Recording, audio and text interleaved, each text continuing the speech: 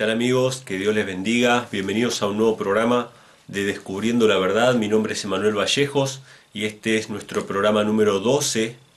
12 programas ya vamos en este estudio del libro de Apocalipsis, del libro de Revelaciones, y en esta oportunidad vamos a estudiar un par de capítulos. Vamos a pasarlos un poquito más rápido en esta ocasión porque vamos a ver un poco el tema de las 7 trompetas que se desencadenan a partir del capítulo 8. Para aquellos que nos escuchan o nos ven por primera vez, sepan que todos nuestros programas anteriores están disponibles tanto en formato MP3 como en formato de video. Sí, están disponibles en YouTube, en el canal Infonom, en la página infonom.com.ar. Si nos buscan en Spotify o en Anchor, pueden buscar Infonom y allí nos van a encontrar todos nuestros programas de radio. Así que está todo disponible.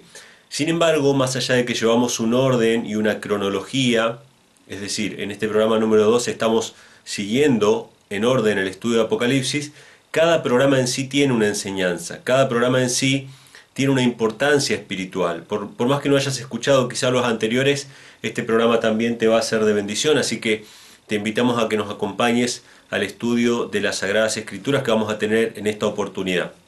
De todas maneras, hago un breve repaso de lo que hemos estado viendo. Nosotros vimos al principio del libro de Apocalipsis una visión del santuario, vimos el trono de Dios, vimos las 7 iglesias, los mensajes a las 7 iglesias que eran mensajes particulares para cada una de las épocas por las cuales atravesó el pueblo de Dios, desde el primer siglo hasta nuestros días. Y luego de eso vimos el santuario celestial, vimos la adoración celestial que va dirigida al Padre y al Hijo, y luego nos metimos con los 7 sellos. Los 7 sellos que se iban desenvolviendo de ese rollo que tenía el que estaba sentado en el trono, y que Cristo, el único digno de abrir el rollo, empezó a abrir y se empezó a desenvolver nuevamente la historia. ¿Sí? Los 4 jinetes, vimos el tema de los mártires, el terremoto, la caída de las estrellas, todas esas cosas que formaban parte de los 6 primeros sellos. Y en el contexto de del sexto sello, sin pasar al séptimo, en el contexto del sexto sello, ya estamos hablando desde el terremoto de Lisboa para acá, estamos hablando desde la caída de estrellas y el oscurecimiento del sol para acá. Es decir, estamos hablando desde hace muy poco tiempo. Todavía estamos en el sexto sello, históricamente hablando, así como estamos en el periodo de la iglesia de la Odisea, históricamente hablando. ¿Sí? Y en ese contexto apareció el pueblo de Dios como los 144.000 sellados, ¿sí? Y a su vez esa última generación o esa última manifestación del pueblo de Dios también es conocida como una gran multitud que nadie puede contar, que son de todas las naciones, pero que las características fundamentales es que vencieron por la sangre de Cristo, que atravesaron una gran tribulación y que van a ser parte del templo de Dios en la tierra cuando ese templo de Dios descienda nuevamente para formar parte la tierra como capital del universo, ya que va a estar el trono de Dios aquí en la tierra. Eso se puede ver en Apocalipsis capítulo 21. Y hasta ahí llegamos con el sexto sello. Y no se mencionó el séptimo sello en el capítulo 7 de Apocalipsis. Ahora vamos a arrancar con el capítulo 8 y vamos a ver que arrancan las 7 trompetas. Entonces ya tenemos 7 iglesias, 7 sellos y tenemos 7 trompetas. Y uno podría decir, bueno, ¿qué significado tiene esto? ¿Cuál es el propósito de Dios para presentar así estas verdades o este pantallazo histórico? ¿Cuál es el propósito de Dios? Y me recordé en estos días, mientras estaba estudiando este tema, que cuando yo era niño habían unos libros de biología, unos libros educativos, ¿no? para niños, que tenían, por ejemplo, la silueta del ser humano, ¿no? Del cuerpo humano. Y encima de esa silueta caía una página transparente, una página como si fuera un film de plástico transparente, pero que estaba impreso, y tenía impreso el aparato digestivo, por ejemplo, una de esas láminas. Otra lámina le caía encima y tenía impreso el esqueleto, ¿sí? Toda la estructura ósea, y caía perfectamente sobre la silueta del ser humano, ¿no? Y después había otra lámina que tenía el aparato digestivo. Y así, lámina sobre lámina, eran simplemente capas de información del mismo cuerpo humano. Como obviamente el libro no podía venir en 3 dimensiones para que pudiéramos ver todos los aspectos y separarlos, todo ese sistema funcionaba a la vez. El cuerpo humano funciona a la vez como un sistema único. O sea, el cuerpo humano no está separado en aparato digestivo, estructura ósea, no hay tal separación. Se separa con el objetivo de estudiarse en más detalle, pero en realidad todo el sistema funciona junto. Entonces, esas láminas que eran capa sobre capa de información, lo vi semejante a lo que se presenta en el libro de Apocalipsis. Dios, como nuestro gran maestro, ¿sí?, de quien procede toda la sabiduría, conoce las limitaciones de la mentalidad humana y presenta la verdad en capas sobre capas de información, para que para nosotros sea mucho más fácil de entender. Lo mismo que pasa en el capítulo 2 de Daniel, en el capítulo 7 de Daniel, en el capítulo 8 de Daniel, que está presentándose los mismos eventos, con diferentes énfasis, con diferentes menciones, ¿sí?, pero en realidad es la misma línea de tiempo. En Daniel 2 se habla de Babilonia, Medo-Persia, Grecia y Roma. En Daniel 7 se habla de Babilonia, Medo-Persia, Grecia y Roma. Y en Daniel 8 se habla de, ya no de Babilonia porque había caído, de Medo-Persia, Grecia y Roma, y también de la Roma papal. Entonces, hay un paralelo, porque son capa sobre capa de información. De la misma manera, se presenta las 7 trompetas como una capa más de información.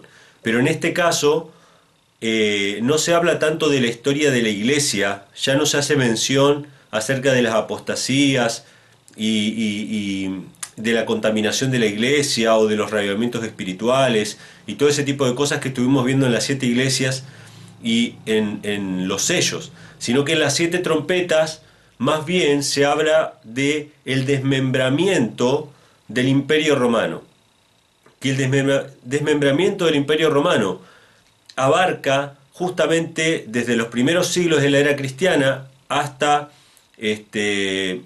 vamos a hablar, hasta el año 1500, que es la caída del Imperio de Oriente.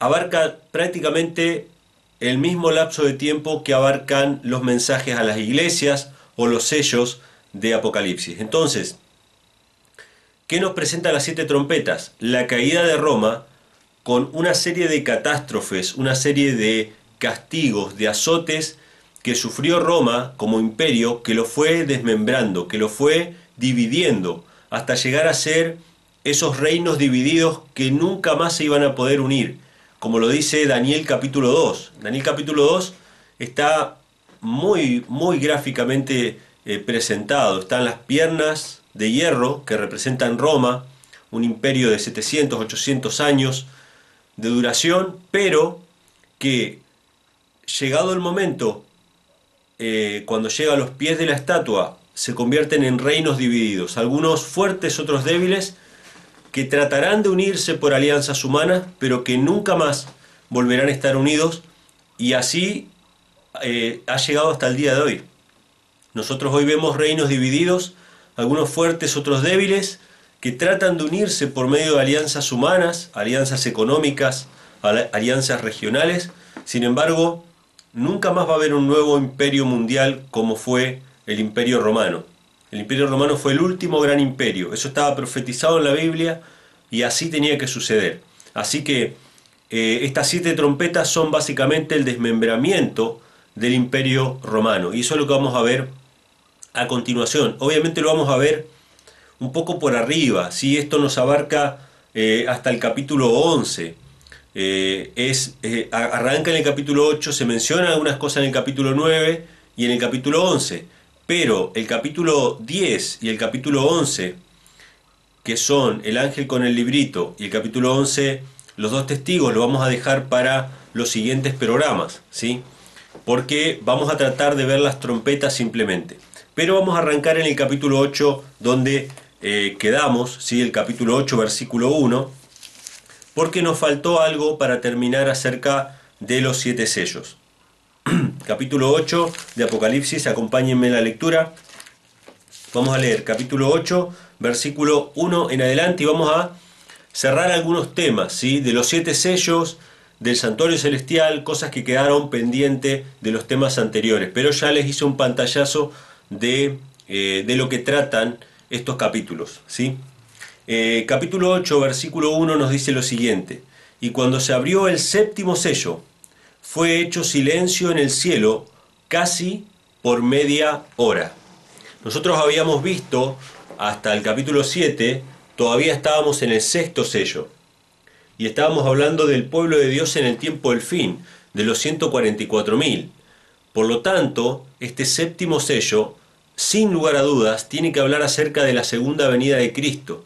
Tiene que hablar acerca del día final, del día de la retribución.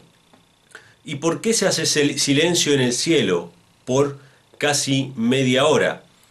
Si nosotros volvemos al capítulo 4, que se menciona la adoración celestial, y leemos el versículo 8, por ejemplo, se nos dice ahí lo siguiente: los 4 seres vivientes tenían cada uno por sí 6 alas alrededor, y de dentro estaban llenos de ojos, y no tenían reposo día ni noche, diciendo: Santo, Santo, Santo el Señor, Dios Todopoderoso, el que era, el que es, y el que ha de venir.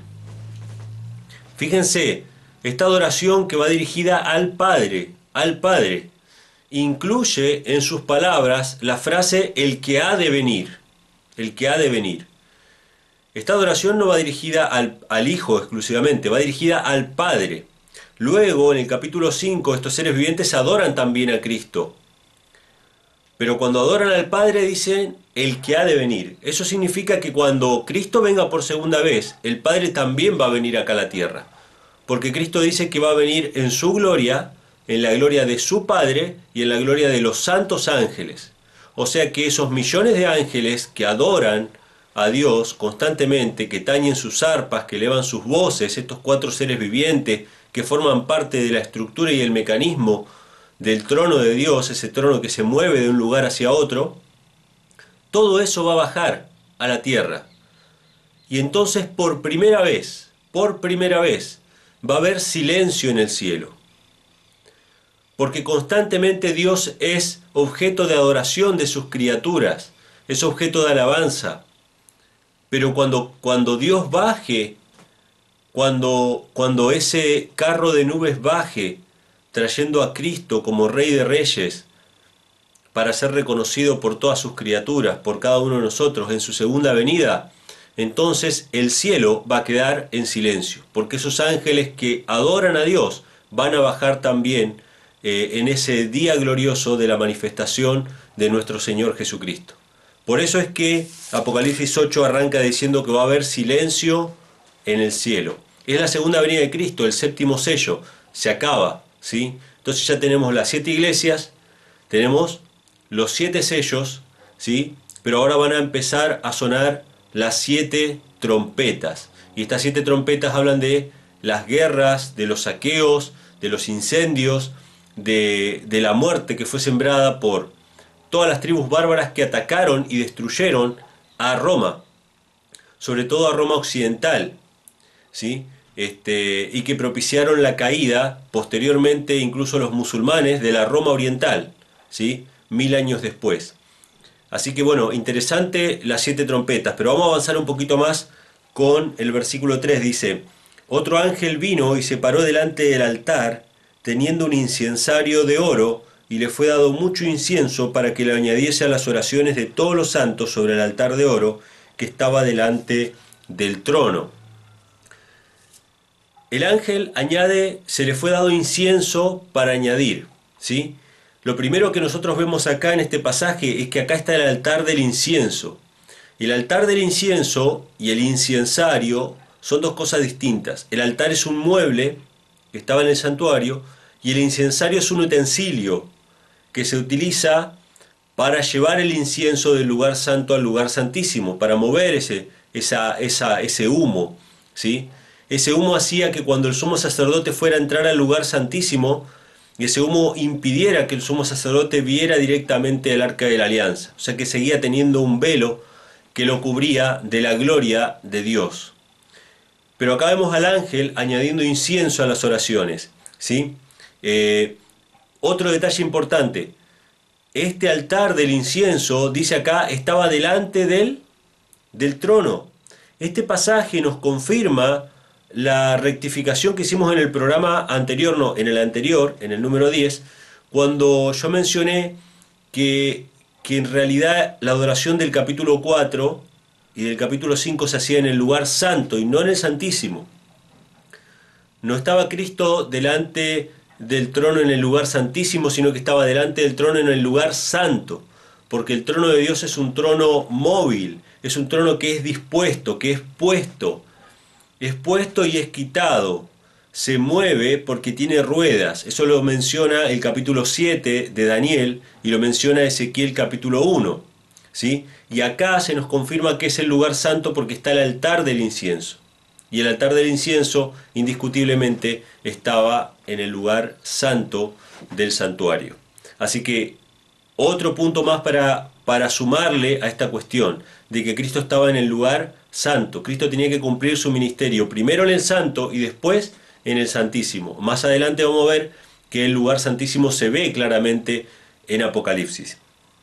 Pero dice que el incienso fue añadido a las oraciones de los santos. Y vamos a ver qué más agrega. Versículo 4.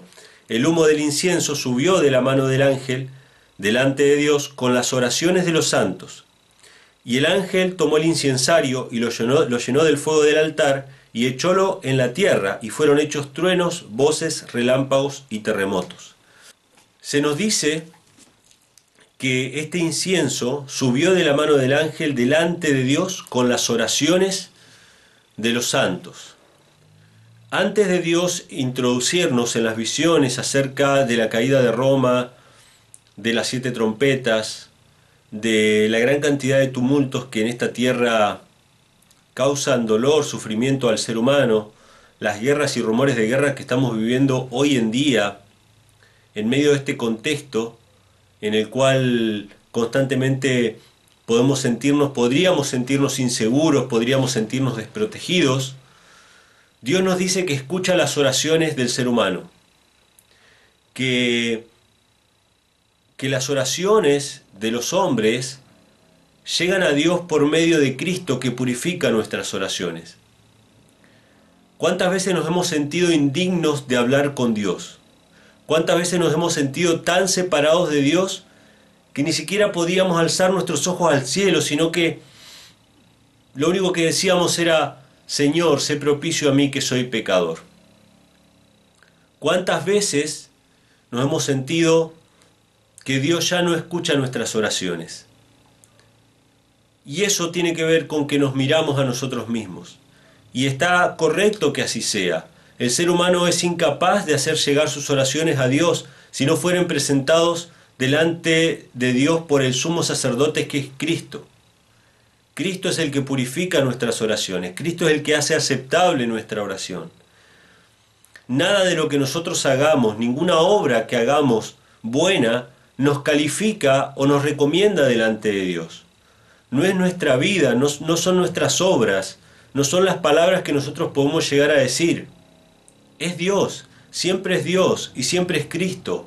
Siempre es Cristo el único garante de que nuestras oraciones sean escuchadas.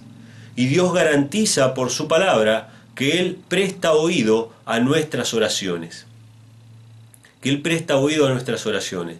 Él conoce lo que nosotros necesitamos antes de que lo digamos. Cuando Adán y Eva pecaron, Dios los buscó. Ellos habían pecado, se habían dado cuenta de su indignidad, se vieron a sí mismos desnudos, como muchas veces nos vemos nosotros, delante de los demás, delante de Dios, la vergüenza por el pecado. Y Dios los buscó y les preguntó a Adán: ¿qué has hecho? Y después le preguntó a Eva: ¿qué has hecho? ¿No? Esa pregunta de Dios no tiene que ver con la ignorancia sobre el tema. O sea, Dios no pregunta porque quiere saber. Dios no nos pregunta a nosotros porque quiera saber lo que nos pasa. Dios nos pregunta porque Él quiere que nosotros aprendamos a confesarle nuestros pecados y a contarle lo que nos pasa y a confiar en Él. Dios nos pregunta porque quiere que practiquemos la confesión, con la cual el alma, el corazón humano se libera y se saca esas cargas emocionales de tristeza y de dolor que corroen el cuerpo también. Dios quiere que aprendamos a confiar en Él, más allá de las situaciones que estemos pasando, que nos pongamos delante de Él y que confiemos en Él. Esa es su voluntad. Por eso todo el libro de Apocalipsis, más allá de estar lleno de fechas, de surgimientos y caídas de imperios, de movimientos sociales, de movimientos políticos, de movimientos religiosos, persecuciones religiosas, más allá de estar lleno de todo este tipo de información, todo el libro de Apocalipsis es atravesado por el amor de Dios que nos dio a su Hijo Jesucristo, y que si nos dio a su Hijo es porque nos puede dar todo. Porque el que no escatimó a su propio Hijo, ¿no nos dará con Él también todas las cosas? Nos preocupa qué hemos de comer, qué hemos de vestir, nos preocupa la salud, nos preocupa el qué dirán, nos preocupa lo que fuera. Si Dios nos dio a Cristo, ¿no nos dará también todas las cosas que necesitamos? Tenemos que aprender a confiar en Dios, tenemos que aprender a arrojarnos en sus brazos amorosos y dormir y descansar en Él. Como Cristo en la barca descansaba en su Padre. ¿Cómo puedes dormir?, le dijeron sus discípulos. ¿No ves que perecemos? ¿No ves que nos hundimos? ¿Cómo puedes dormir? Qué bendición, hermanos, es poder dormir. Hay mucha gente que no puede dormir por causa del pecado, por causa de la angustia, por causa del dolor y la preocupación. Pero qué bendición es poder dormir. Poder dormir en medio de las tempestades. Eso es una bendición. Tener la paz que sobrepasa todo entendimiento. De eso nos habla también el libro de Apocalipsis, y por eso es importante que lo mencionemos, porque estas oraciones que son añadidas, o este incienso que es añadido a las oraciones de los santos, nos muestra que las oraciones que nosotros elevamos a Dios no dependen de nuestra dignidad, porque es Cristo el que hace que sean dignas de ser escuchadas esas oraciones. Es la sangre de Cristo la que nos abre las puertas del cielo, y es en su nombre que debemos ir al Padre Celestial, que debemos ir a Él y poder encontrar paz y gozo en sus promesas, en su compañía. El Espíritu de Dios obra en nuestros corazones y nos saca de las más profundas tristezas y nos hace vivir una vida de gozo, una vida de alegría y una vida de servicio para con los demás. Tenemos esa posibilidad de ser útiles para los demás y no ser una carga para los demás. Pidámosles a Dios que nos haga poder ser una bendición para aquellos que nos rodean. Entonces, se menciona el incienso, muy importante, pero inmediatamente después de eso dice así: el ángel tomó el incensario y lo llenó del fuego del altar y echólo en la tierra, y fueron hechos truenos y voces y relámpagos y terremotos. O sea que hay un momento en el cual va a dejar de haber una intercesión. Hay un momento en el cual se van a escuchar las palabras que dicen: el que es injusto sigue siendo injusto, el que es justo sigue siendo justo, el que es inmundo va a seguir siendo inmundo, y así. ¿Por qué? Porque Cristo no va a interceder para siempre en el santuario. No va a estar para siempre. En algún momento va a salir del lugar santísimo del santuario, y en ese momento se va a ver sellado el destino eterno de cada uno. Por eso nosotros tenemos que buscar a Dios mientras puede ser hallado. ¿Cuándo es el día de buscar a Dios? El mes que viene, cuando yo tenga tal y cual cosa. O a fin de mes, cuando cobre tal dinero. O cuando me retire. Cuando me retire, entonces voy a buscar a Dios y me voy a consagrar a Él. No. Hoy es el día de la salvación. Hoy es el día de la salvación. ¿Por qué? Porque si bien hay un tiempo en el cual Cristo va a salir del santuario, también hay un tiempo personal. Ninguno de nosotros tiene la vida comprada. Ninguno de nosotros sabe si ha de despertar al siguiente día o si ha de volver. ¿Por qué? Porque nuestro tiempo siempre está presto. Así le dijo Jesús a los discípulos: el tiempo de ustedes siempre está presto, pero mi tiempo todavía no ha llegado. O sea, Cristo sabía tenía la agudeza espiritual de saber cuándo su tiempo iba a llegar, ¿sí? Pero dice, vuestro tiempo siempre está presto. Nosotros no podemos posponer nuestras decisiones de consagrarnos a Dios, porque el tiempo de consagrarnos es hoy. Pero vamos a ver entonces, en el versículo 7, empiezan los toques de trompeta, y esto atraviesa el capítulo 8, 9, el 10 lo saltamos porque se habla acerca de los dos testigos, y recién en el capítulo 11 terminan estas 7 trompetas. Y yo voy a hacer una mención simplemente, una mención superficial de estas 7 trompetas, pero básicamente estas 7 trompetas son el desencadenante de la caída del Imperio Romano. Cuando uno ve los historiadores, ¿no?, que hablan acerca de la caída del Imperio Romano, hay, bueno, infinidad de opiniones. Esto es algo interesante, ¿no?, porque imagínense que hay tantas opiniones dispares sobre un hecho histórico verificado, sobre lo cual hay testigos. Es decir, nosotros estábamos ahí y sin embargo hay tantas opiniones y tantos puntos de vista sobre cuáles fueron las causas de la caída del Imperio Romano, que eso vuelve irrisorio el trabajo de los que estudian la prehistoria, es decir, lo que nunca nadie vio ni nunca nadie registró, y tratan de reconstruir un pasado tan lejano e imaginario que solamente obviamente es algo que sucede en la imaginación de los historiadores.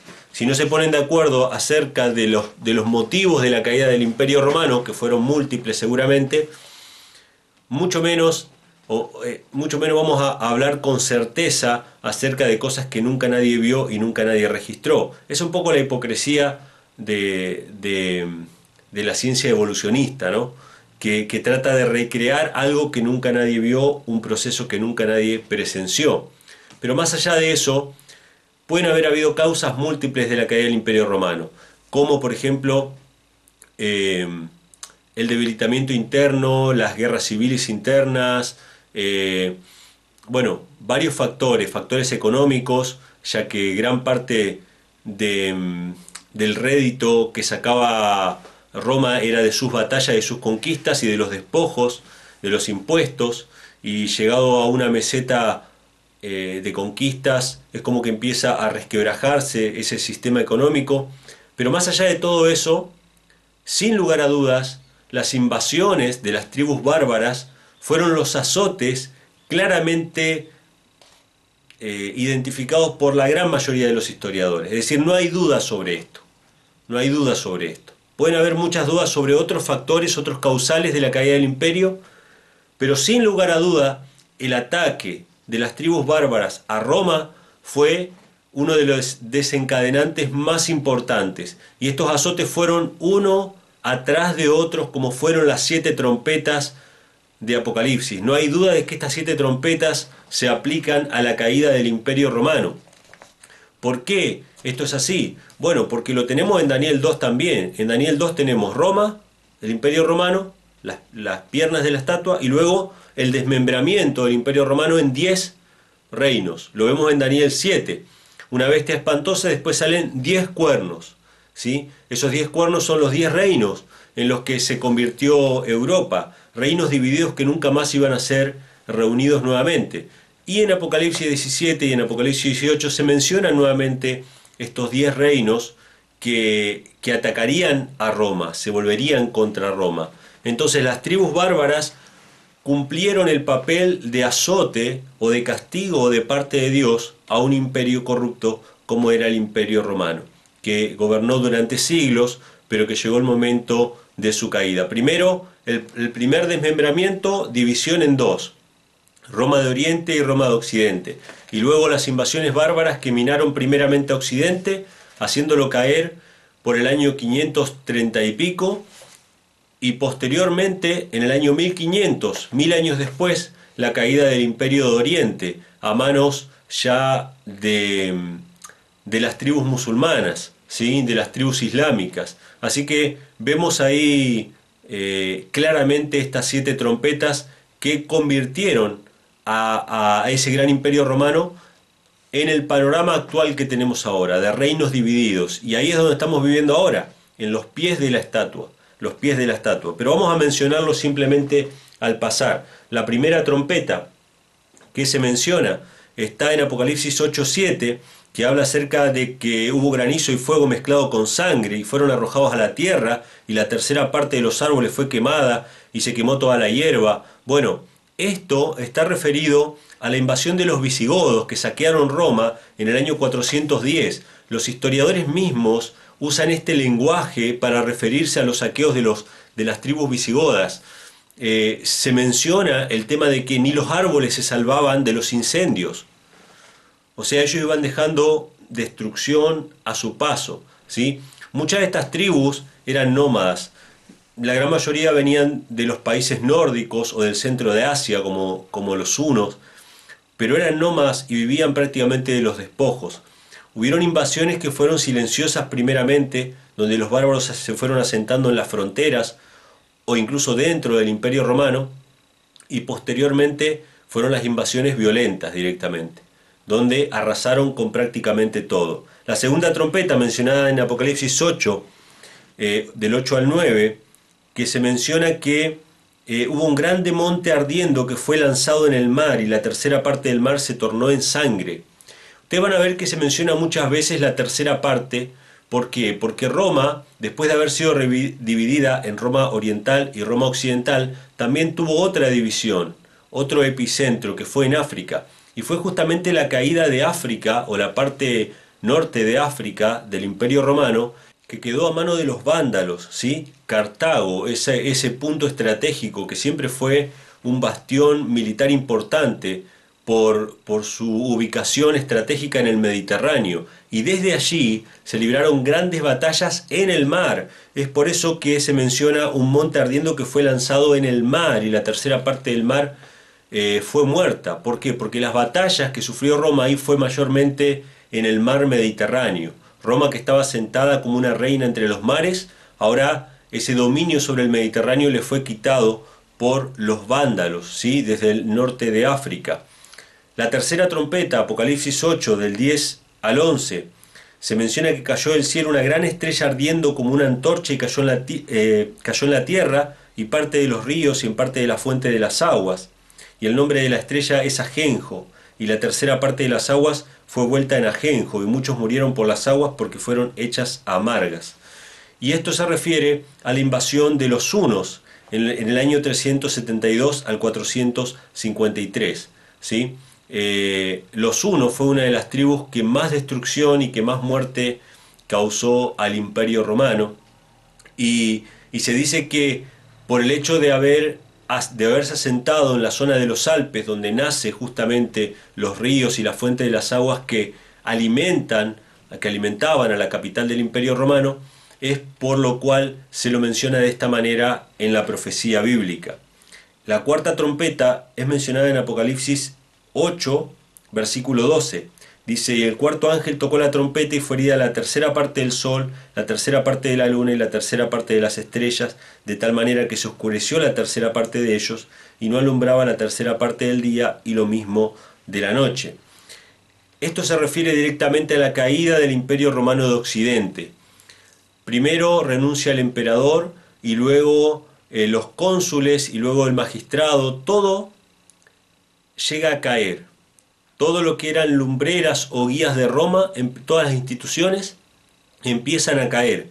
Y esto se da en el contexto de las invasiones de Odoacro, primer rey de los Érulos, ¿sí? Entre los años 455 y los años 476. Entonces acá tenemos la cuarta trompeta. Vemos que son todas tribus bárbaras que fueron debilitando y haciendo caer al Imperio Romano de Occidente. Hasta este momento fue el Imperio Romano de Occidente. A partir de aquí, nunca más iba a gobernar un emperador romano en Italia, en lo que ya podríamos llamar Italia, ¿sí? La quinta trompeta, Apocalipsis 9, del 1 al 12, ya menciona el surgimiento del Islam, ¿sí? Una estrella que cae del cielo y hace un pozo del abismo del cual salen langostas, ¿sí? Que tienen el poder de herir, el poder de causar sufrimiento. Después esto tiene otra fase en la cual estas langostas aparte lanzan fuego por la boca. Esto se refiere a los ejércitos islámicos, musulmanes, ¿sí? La estrella de Mahoma en el año 570 al 632, las langostas son sus ejércitos, los 5 meses son 150 años, que empezaron en el año 1299, cuando un turco llamado Otomán invadió Nicomedia. El periodo terminó en el año 1500, cuando Constantinopla cayó en manos de los turcos y se extingue el Imperio Romano Oriental. Entonces acá tenemos la quinta trompeta. La sexta trompeta es una continuación también de los poderes musulmanes que se levantaron como contrapeso de Roma. Ya no Roma como la Roma pagana, sino la Roma papal. Ustedes recuerden que después del año 538, cuando cae el Imperio Romano Occidental y se establece el papado, y comienzan a correr los 1260 años de supremacía papal, en el cual el Papa era el poder unificador de los reinos europeos. La contrapartida del Papa, que fue a partir del año 538, fue el Islam, que a partir del año 600 empezó a cobrar poder. Sus ejércitos como langostas arrasaban con todo, y fueron el contrapeso que impidieron que el poder del Papa sea absoluto en Europa. De hecho, fue gracias a estas fuerzas islámicas que el Papa no obtuvo el poder absoluto en Oriente Medio. No tomó Jerusalén. Por más que hubieron cruzadas e intentos de tomar Jerusalén, los poderes musulmanes se contrapusieron a Roma y causaron incluso, hasta el año 1500, causaron incluso el favorecimiento de la reforma protestante. Esto es interesante, cómo Dios utiliza instrumentos de los más inesperados para castigar, ¿sí?, a quien Él quiere. Así como usó a los asirios para castigar a Israel, como usó a Nabucodonosor para castigar a Egipto, para castigar a Jerusalén, como usó a Ciro y usó a otros, Dios utilizó a los pueblos musulmanes para castigar y mantener a raya a los países cristianos dominados por el Papa, que seguían avanzando en su dominio, ¿sí?, y que quisieron avanzar sobre Tierra Santa, sobre Jerusalén. Tierra Santa entre comillas digo, ¿no?, porque el Papa sí lo considera un lugar santo y hubiera querido sentarse en Jerusalén. Para eso fueron las cruzadas. Sin embargo, los poderes musulmanes impidieron esto. En Apocalipsis capítulo 9, versículo 13, está descrita esa sexta trompeta y se refiere al periodo de la ascendencia turco-otomana. Un día, un mes y un año en tiempo profético equivalen a 391 años con 15 días. Sumando este lapso al anterior, 1299, llegamos al 11 de agosto de 1840, fecha en la cual Turquía aceptó por medio de sus embajadas el cuidado o la tutela de los países cristianos de Occidente. Así que tenemos ahí el surgimiento del Imperio Otomano y la caída del Imperio Otomano, todo registrado en las Sagradas Escrituras en estas 7 trompetas, llegando hasta el año 1840, y la séptima trompeta directamente es la segunda venida de Cristo o el fin de la historia, porque se menciona así en Apocalipsis capítulo 11, versículo 15. Y el séptimo ángel tocó la trompeta y fueron hechas grandes voces en el cielo que decían: los reinos del mundo han venido a ser los reinos de nuestro Señor y de su Cristo, y reinará para siempre jamás. Esta trompeta, la última de las 7 trompetas, habla directamente acerca del fin del conflicto. Todos los reinos del mundo han venido a ser de nuestro Dios y de su Cristo, ¿sí?, porque son Dios y Cristo los soberanos, los únicos a los cuales debemos adorar, a los únicos a los cuales podemos o debemos reconocer como dueños y soberanos y creadores de todas las cosas. Dios creó todo por medio de su Hijo Jesucristo. Así nos dice las Sagradas Escrituras. Pero bueno, este fue un pantallazo. Sé que fue muy por arriba, no entramos en muchos detalles, pero hay un material que da todos los detalles, que menciona las frases de los historiadores que coinciden perfectamente con las descripciones bíblicas acerca de estas tribus bárbaras que fueron los azotes de Dios para desmembrar y hacer caer al Imperio Romano, ¿sí?, primero de Occidente y luego de Oriente, y posteriormente mantener el equilibrio de poder entre Roma papal, ¿sí?, y el Imperio Otomano, ¿sí? Las fuerzas islámicas, que siempre fueron un contrapeso para que el poder del Papa no fuera absoluto. De hecho, muchas veces fueron un castigo de Dios para esas naciones cristianas, ¿sí? Que estaban unificadas por el catolicismo, al punto de que se menciona que estas langostas herían a los hombres, pero ellos sin embargo no dejaban de practicar su idolatría, ¿sí? La idolatría mencionada en estas 7 trompetas se refiere justamente a la idolatría de Roma, que siempre fue practicada, incluso fue obligado a la gente a practicar esa idolatría a través de la misa, a través de la adoración de imágenes, etc. Pero bueno, ahí tenemos entonces el repaso de las 7 trompetas.